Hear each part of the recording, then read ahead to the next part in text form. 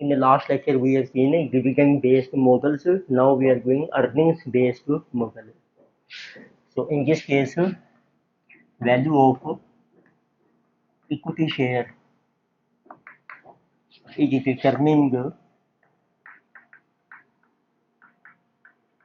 on basis of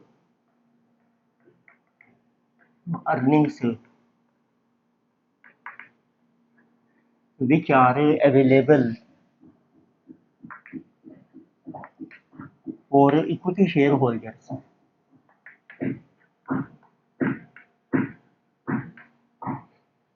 तो earnings for equity share holders को normally हम पर शेयर के बेस पर डिटरमिन करते हैं, which is called earning per share.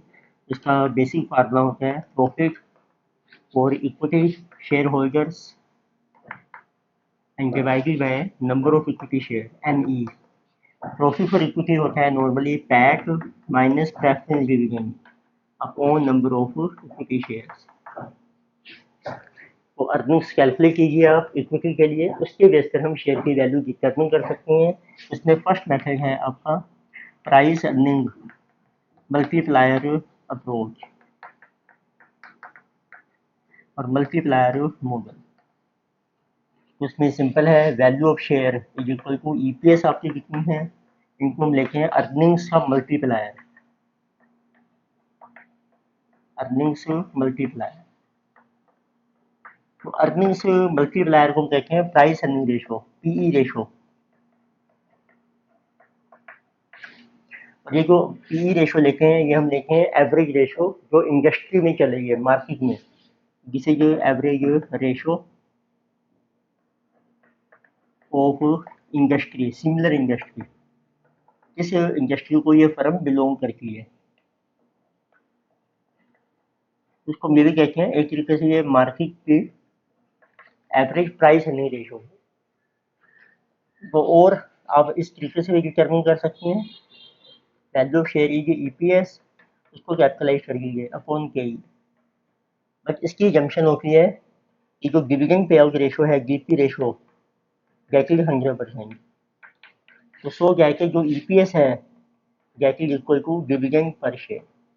Dividend और EPS आपके दोनों सेम हो जाते हैं, तो हम डिविडेंड को कैपिटलाइज करके थे, तो ये अर्निंग्स को करके हमने कैपिटलाइज, तो वो भी वैल्यू शेयर आ जाएगी।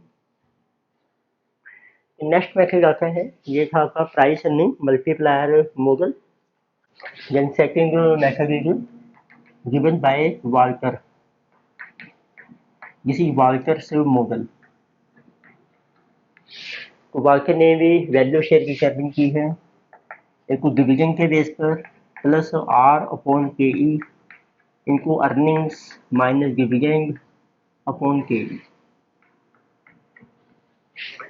तो एक को हम डिविडेंड कंसीडर करते हैं, डिविडेंड को हम कैपिटलाइज कर रहे हैं, प्लस अर्निंग्स में से आपने माइनस किया डिविडेंड, जिसको हम कहते हैं प्रॉफिट रिटेन करते हैं हम, उसके ऊपर हमें रिटर्न मिलती है, तो वो जो एक्स्ट्रा रिटर्न मिलेगी उसको भी हमने करके कैपिटलाइज, और वो एक्स्ट्रा रिटर्न आपको हर साल मिलेगी पूरी लाइफ, उसको इसलिए हमने फर्दर कैपिटलाइज कर दिया। तो इट मीन्स इसको हम दो पार्ट में स्प्लिट कर सकते हैं, डिविडेंड अपॉन KE प्लस तो R इनको earnings minus dividend upon KE is this one and whole upon KE।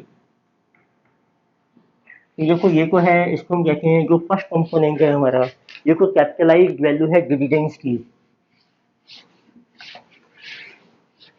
जो नॉर्मल डिविडेंड कंपनी पे करती है, तो इसको हम कहते हैं जिसे जो कैपिटलाइज्ड जो वैल्यू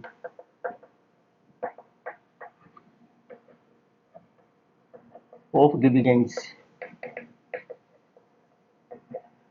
और ये है आपकी अर्निंग्स माइनस डिविडेंड, उसके ऊपर आपको एक्स्ट्रा रिटर्न मिलेगी, उसकी कैपिटलाइज्ड वैल्यू। तो this one is capitalised value of extra, तो अर्निंग्स जो आपको एक्स्ट्रा अर्निंग्स मिलती हैं फ्रॉम री इन्वेस्टमेंट ऑफ प्रॉफिट्स, जब कंपनी प्रॉफिट को री इन्वेस्ट करती है,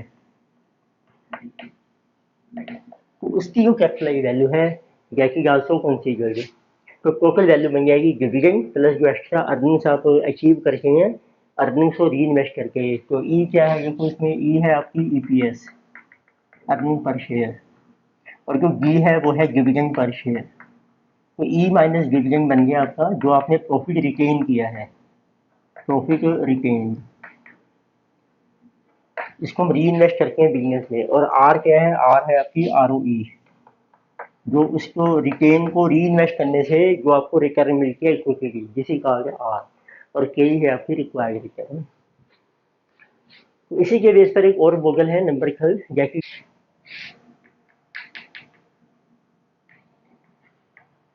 this is Golden's model. As per this model, value of share is E into 1 minus B upon KE minus B into R।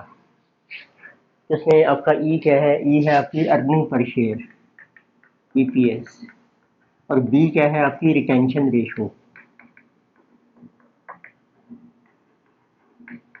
तो 1 minus B बन जाता है आपकी DP ratio, dividend pay out ratio, क्योंकि retention होती है 1 minus DP ratio. तो जितना आपने रिटेन कर लिया है बाकी जो है वो हमने डिविडेंड पे कर दिया है। आर है आपकी आर ओ ई। इसको यदि हम सब्ट्रैक्ट करें तो वो अर्निंग्स इंटू 1 माइनस बी बन गई जीपी रेशो, तो earnings into BP ratio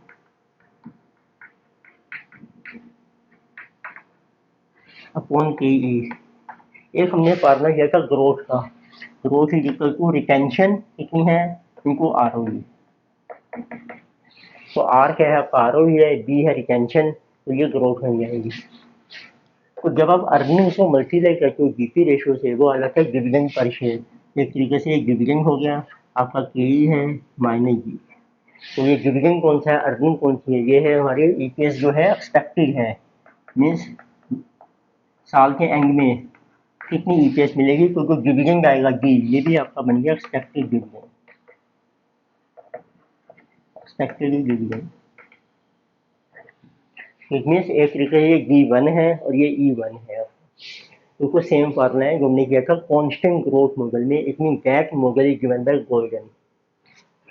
sir एक फोर्थ आता है आपका, तो इन सभी ने जंक्शन की कि हम इक्विटी शेयर को होल्ड करते हैं इनडेफिनिट पीरियड के लिए, क्योंकि इक्विटी कैपिटल परमानेंट कैपिटल है। और फिर अगर क्या शेयर होल्डर शेयर को कुछ टाइम के बाद सेल करेगा है, जैसे 1 साल के बाद या 5-10 सालों के बाद, तो उसमें फिर हमारा मॉडल आता है। तो पहला केस है वन पीरियड जो यील्ड मॉडल। यदि आप एक पीरियड के लिए होल्ड करते हैं तो इसको ये भी कहते हैं holding period, holding period yield model. It means investor जो शेयर होल्डर है, who is called investor will sell share, वो अपने शेयर को सेल करेगा आफ्टर 1 ईयर, आफ्टर 1 पीरियड। तो फिर उसके बेस पर फिर वैल्यू शेयर क्या बनेगी आपकी, वैल्यू शेयर की डेफिनेशन वही है, present value of future benefits. उस केस में हम लिख सकते हैं वैल्यू शेयर इज, तो फ्यूचर में मीन्स देखो आपने अभी 0 टाइम पीरियड है, यहाँ पर आपने परचेज किया शेयर, आफ्टर 1 ईयर अब इसको सेल कर रहे हैं, आपको डिविडेंड मिलेगा और मिलेगा सेल प्राइस। P1 हो गया आपका sale price of share after 1 period.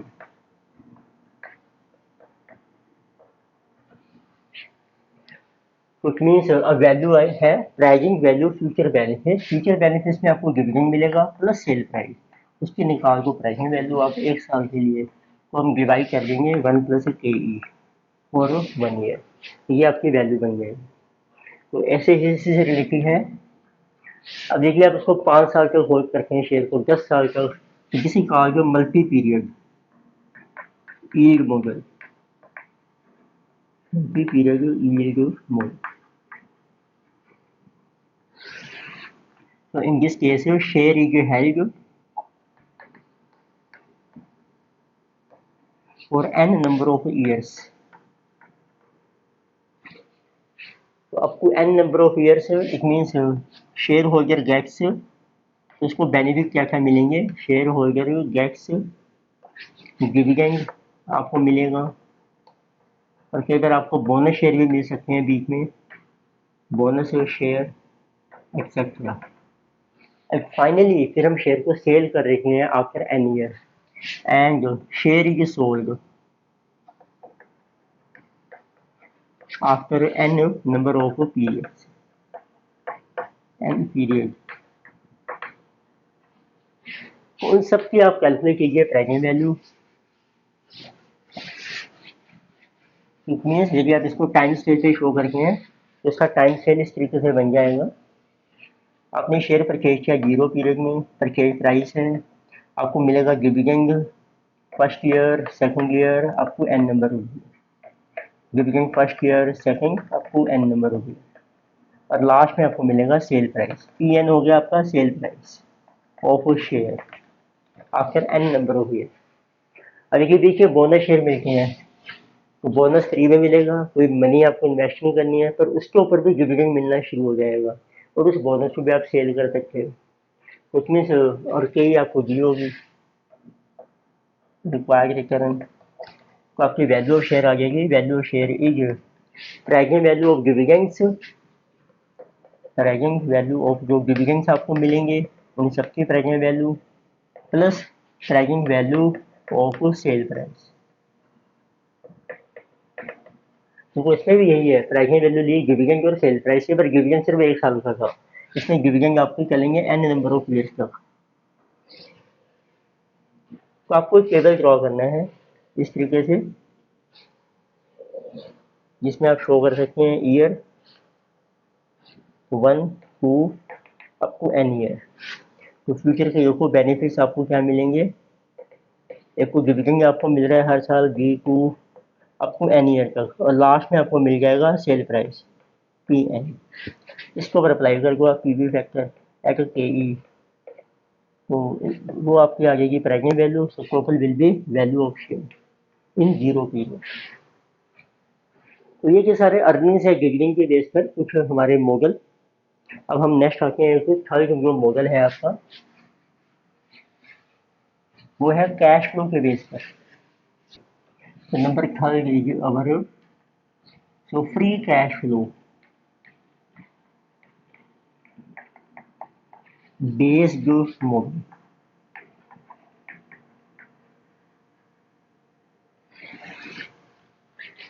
तो इसमें हम डिटरमिन करते हैं तो what is free cash flow for equity share holder और टू इक्विटी शेयर होल्डर।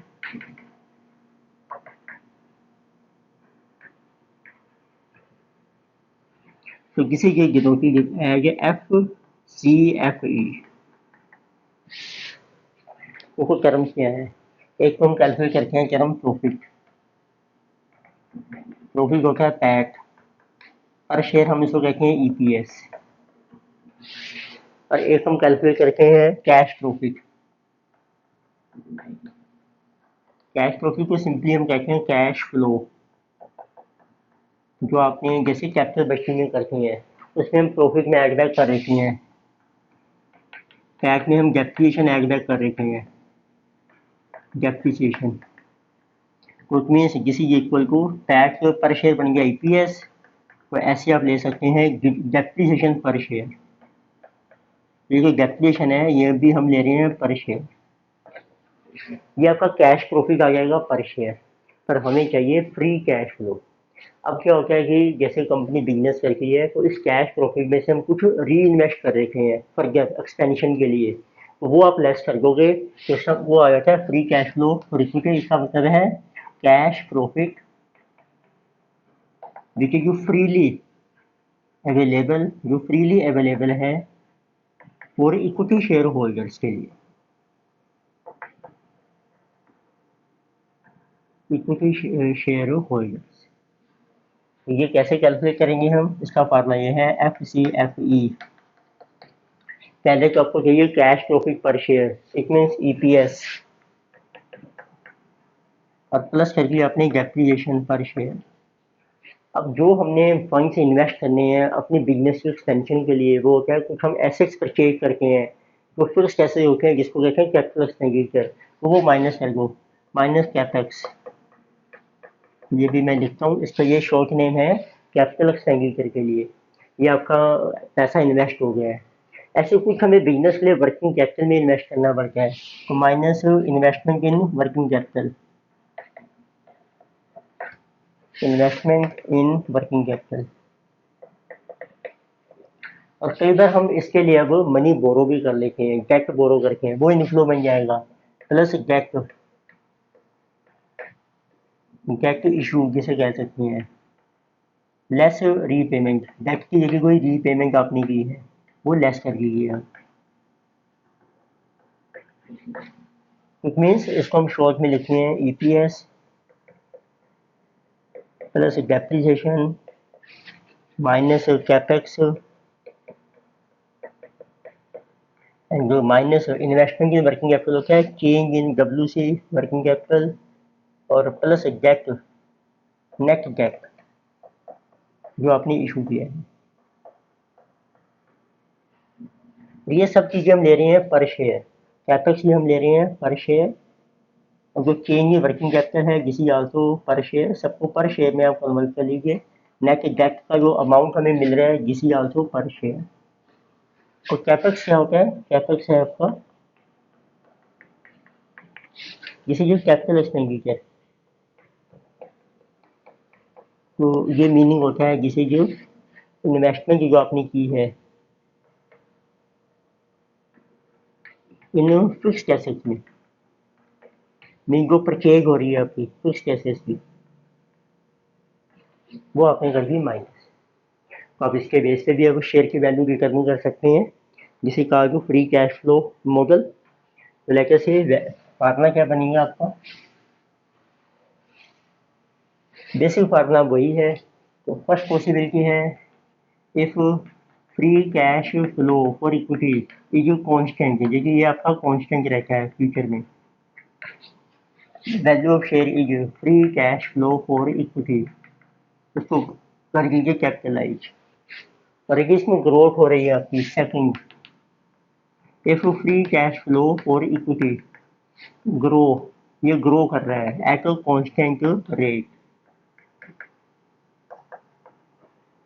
फिर आपका फार्मूला बनना क्या है, value of share is free cash flow for equity at tracking zero period में, उसमें ग्रोथ ऐड कर लीजिए आप upon K E minus G, this is also equal to free cash flow for equity of first period upon K E minus growth.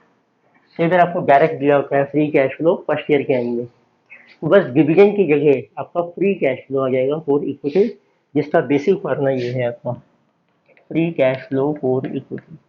देखिए जिसमें this is on पर share basis. ये हमने डिफरेंट मेथड डिस्कस किए हैं सारे, और latest से हम अब एग्जांपल स्टार्ट करके हैं, कुछ क्वेश्चन पीडीएफ आप डाउनलोड कर सकते हैं। So we are doing some problems, valuation of equity. Problem number 1. The share of a certain stock paid a dividend of ₹2 last year. तो आप एक टाइम से ड्रॉ कीजिए, लास्ट ईयर कंपनी ने डिविडेंड पे किया था ₹2। तो जो लास्ट ईयर पे किया था वो होता है कि प्रेजेंट टाइम में, आज की डेट में ये है प्रेजेंट डिविडेंड।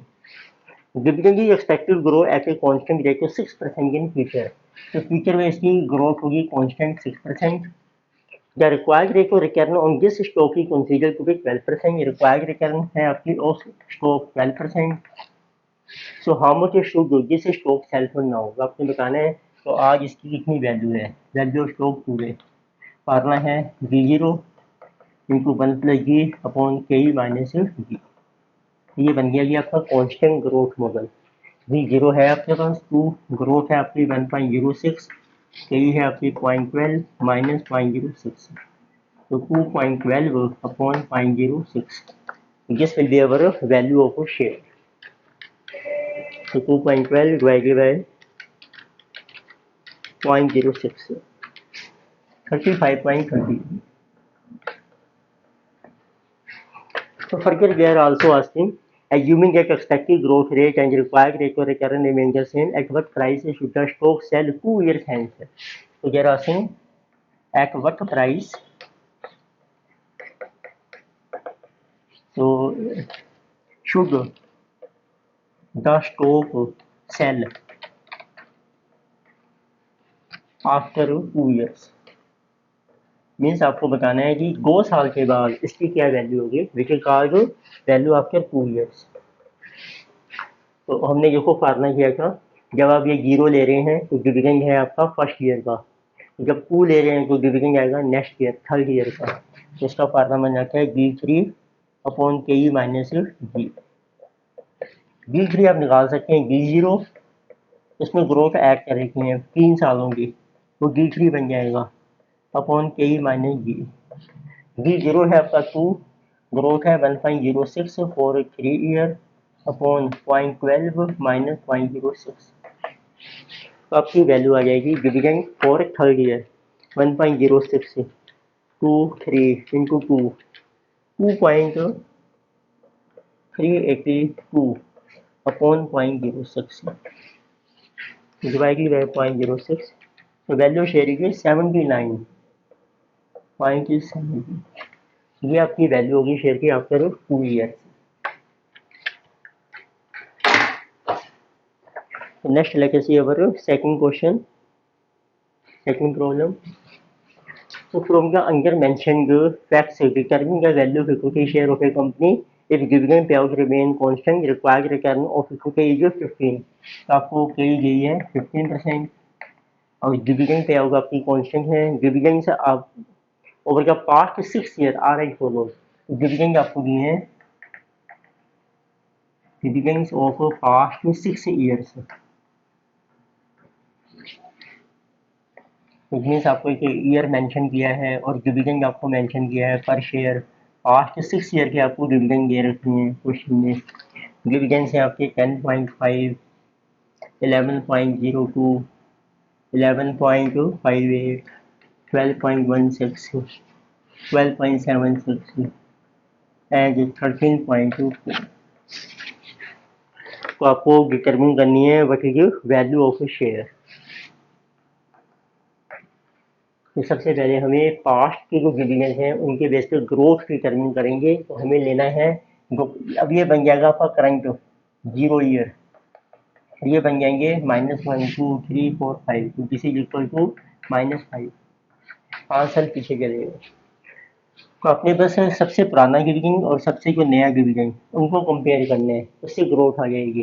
फार्मूला था 5 साल बने आपके B5 D0 into 1 plus growth 4/5, ये D0 है 10.5।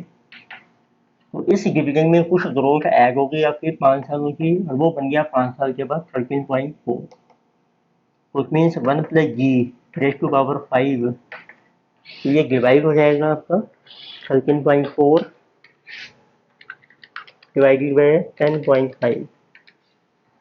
तो this is coming 13.4 divided by 10.5, 1.27662। अब आप रिटर्न ट्राई से ट्राई कर सकते हैं। लेट यदि आप जी को लेते हैं 5%, but this value 1.05 raise to power 5, 1.05 2 3 4 5, तो ये एग्जैक्ट आ रहा है 1.2763, इसके इक्वल आ गया। तो देयरफॉर जो आपकी ग्रोथ है वो है आपकी 5%। अब ये जो पुराने डिविडेंड्स हैं उनको भूल जाओ आप, अब ये लेटेस्ट लेना है। ये 0 में डिविडेंड है आपका D0, it means this is D0। तो आपकी वैल्यू शेयर आ जाएगी, फार्मूला है D0, इसमें ग्रोथ ऐड होगी आपकी अपॉन KE माइनस PG।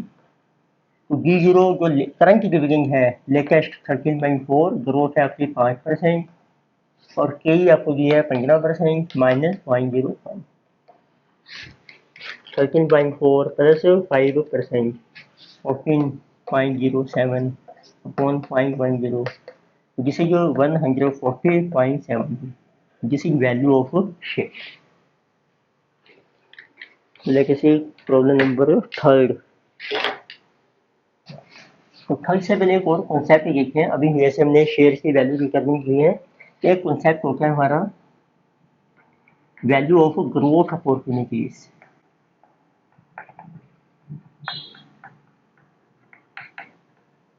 अभी हमने जो मॉडल्स लिए हैं ना उसी में एक कॉन्सेप्ट ऐड हो जाता है, वैल्यू ऑफ ग्रोथ अपॉर्चुनिटी। तो इसका मतलब देखो क्या है, इसको वी से शो करते हैं।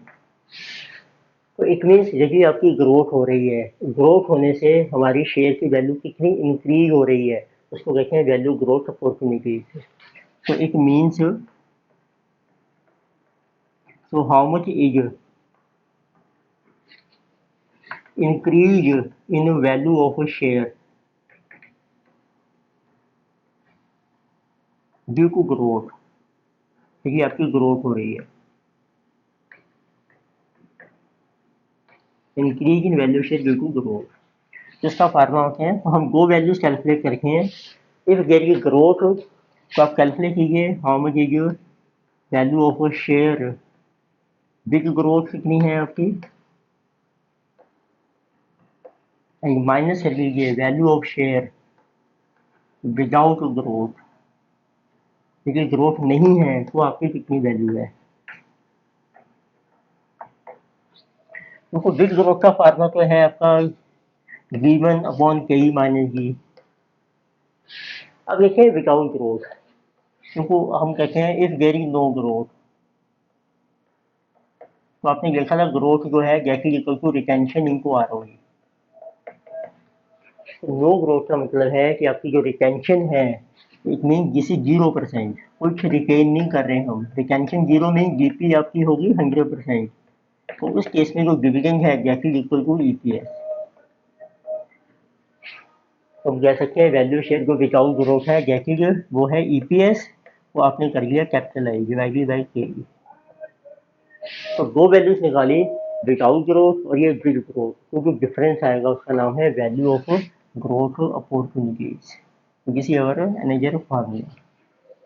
समटाइम दे आस्क, जैसे हमने डिफरेंट मेथड्स लिए हैं to determine value of equity, sometime they ask what is value growth opportunity also.